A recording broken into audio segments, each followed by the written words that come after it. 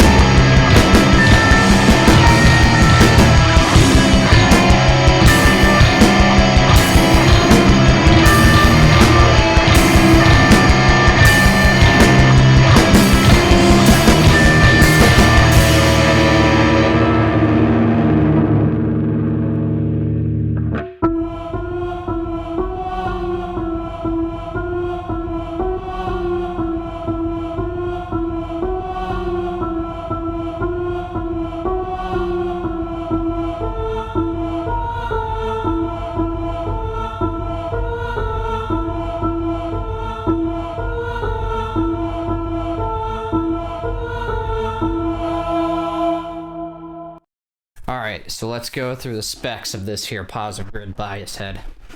It is a 600 watt 8 ohms amplifier. It has 25 channels, built-in reverb, Bluetooth controls, MIDI controls, in and out and a through. It has USB for computer controls, and that's basically through what you see back there, which is bias amp 2 or bias amp. And that's basically most of the specs. It is just over 11 pounds, and it has a effects loop in and out. So what's pretty cool about it is that it's lightweight. That's always going to be a huge selling factor for me with amps like this, because I mean, if you're bringing it somewhere, setting up for live shows, it's a lot easier to have something that's, 11 pounds instead of a 36 pound tube amp head and then your cabinet on top of that. I mean, literally what I would do when I was having our band rehearsals before my old band was I would just bring the amp head. I set up a cab at the practice place, and then I had another cabinet at home, and it was much easier just bringing this one-handed, right, than bringing a tube amp every time. Before this, I had a Bugera tube amp, so it was a combo, and that thing was like 50 something pounds, so lugging that thing everywhere was a little bit much. The cool thing too about the channels is you can set it up where you have the type. So each type has 5 settings within it for the model.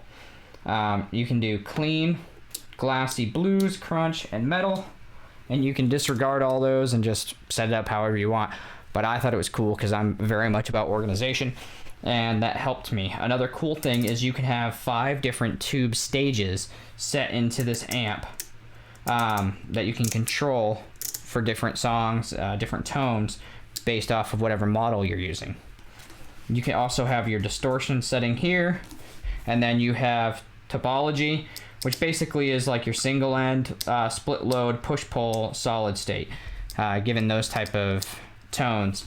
I don't know why you would ever choose to have a tone that's solid state, but sure.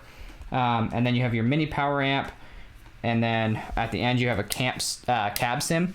The cab sim is basically for any time that you don't have it running into cab, you just have it running straight into an interface or into a power speaker, and you can turn that on and off. I've always had it off because I was always running through a cab. You also have your gain, bass, middle, treble, and presence settings down here at the bottom with your master, and then your output volume. What I will say is it's 600 watts, which basically is kind of equivalent to about 120 watt tube head. When I was playing in my previous band, the other guy had a Mesa, and he wouldn't overpower me. We could both turn up real high, play over the drums, play with the bass, and it was overall pretty awesome. This is a really awesome amp if you run pedals. And I'm saying that to outline some of the negativity on this thing too. If you have a pedal board, you're a traditional pedal board type person, but you want to have the amp sim and modeling technology, then this amp's for you, because you can run that effects loop, you can run pedals through the front, which I actually used the Protone's Dead Pony overdrive in front of the amp for the kind of getting a fuller tone on the demo. So another cool thing too with that is that you can use your effects loop having reverb and delay, but you also have the reverb setting in here. That is part of the negative, right? The reverb that you have in this amp has to be controlled through the app or the program, whatever you want to say. You can't control it in here. I just listed all of the settings. You can't go through here and adjust the reverb on a whim, which kind of stinks. Now, another part that stinks about that too is you have all these effects that are available with other amp sims, and you can't use it in here. So Positive Grid has bias effects too out, and it has some pretty awesome delay, chorus, reverb, other settings, right? And you can't use those through this amp. There's ways to use those with a tablet and having it do an output with an interface into the front of this, which is just something extra to set up. You can control all of it MIDI, and you control it by foot. You can even have presets if you're a real tech wizard and you want to have it for live shows where it just automatically switches. That's fine. But for me, that's kind of a downside, right? Why not just have it where you could have bias effects too, going through this and controlling your settings, and you just switch back and forth between different delays. So that's one of the downsides with Positive Grid so far, is they just haven't done that. Is that something that's coming out in the future? I don't know. But this amp's been out for 3 years, I think, and it still hasn't happened yet. And that was one of the things that I put out when I was beta testing. I used to be a beta tester for Positive Grid. I didn't test this amp, but I did test Bias Amp 2, the program, and Bias Effects 2. I totally put that out there in my notes, like, hey, do this, and some of the other controls. But one thing I will say is I feel like it feels a little flat when it's coming with the cab sim. Now, when it's with the actual cab and you're running it, I think it sounds pretty good, but it takes forever to set up a mic, right? So if the cab sim was better, then I think that would also be a bigger utility if you're going to record, just plugging it straight in with the cab sim. But I didn't find any tones that I liked with the cab sim. I just ended up miking out my cabinet, and that was good to go. One thing I also want to say about the demo that I did before, just so everybody knows, I did not use any other sims. I used Bias Amp, and I used it with the settings through this. And for the bass, I don't have a bass cabinet, so what I ended up doing was just using Bias Amp 2 as standalone and using it as a plugin in my DAW, and that way I could just run it raw and go through it with the bass, and that way I wasn't taken away from any of the tones that Bias does.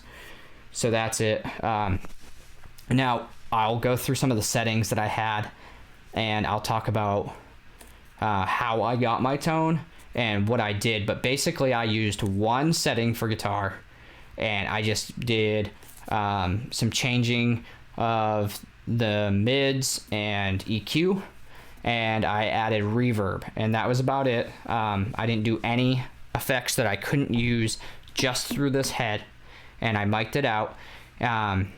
Basically what I wanted to do is just make it so it was, hey, this is a fast way to get this tone.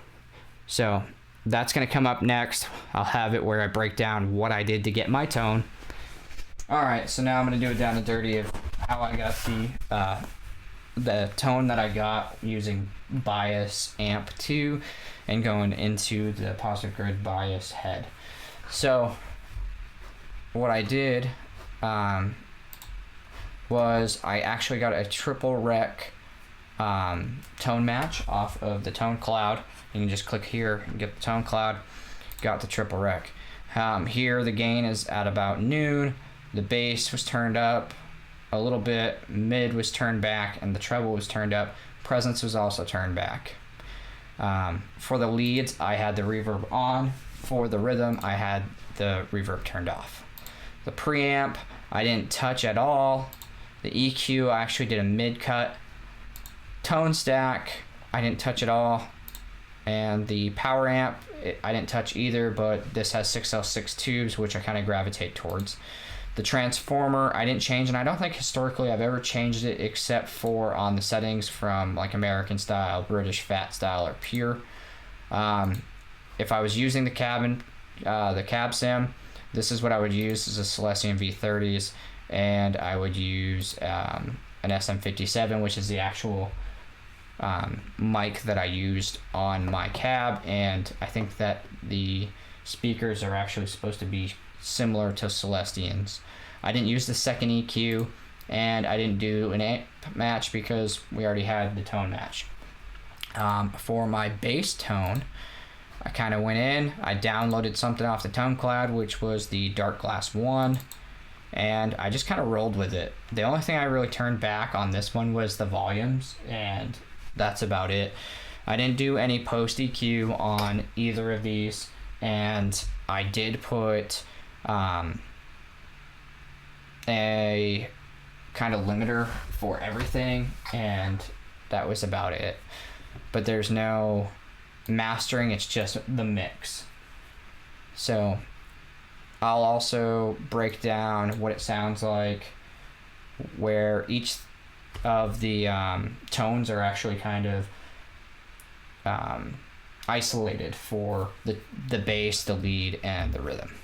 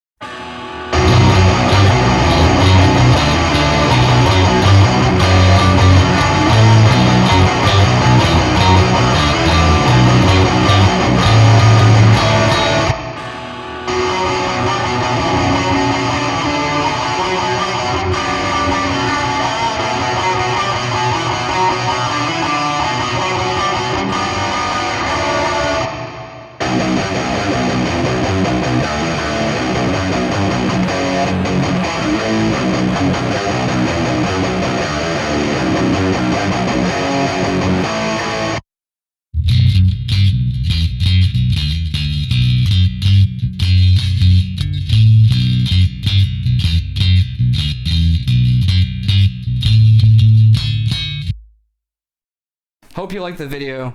Leave a comment, like, subscribe. Let me know how I did on this. Give me your feedback, what you'd like to see in future videos. Let me know what I screwed up. It's greatly appreciated. Lets me build and create better videos for you guys, because I enjoy doing this as a hobby.